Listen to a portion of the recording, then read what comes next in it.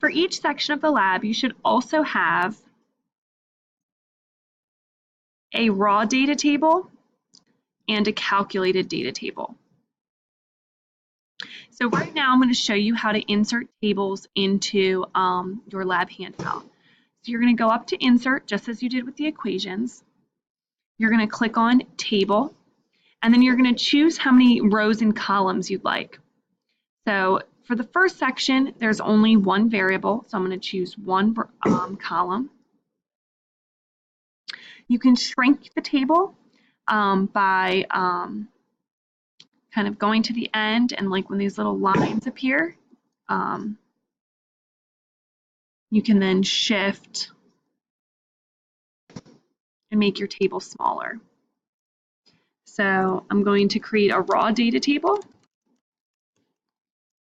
which is a table in which it's anything you measure in the lab with equipment.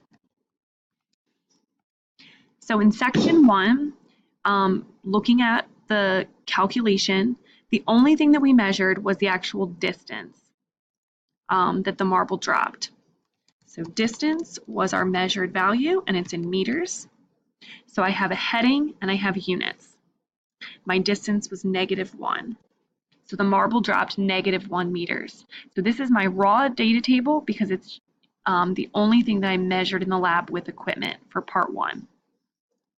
Then I'm going to go and I'm going to make a calculated data table.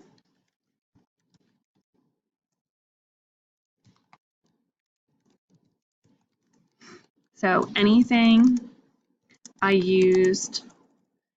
found using an equation is my calculated data table.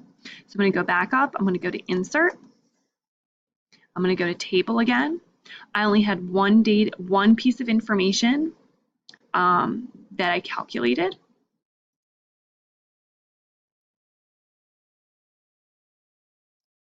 And that was my time. So my time is in seconds. I have a heading with units, and my time that I calculated was 0.45 seconds.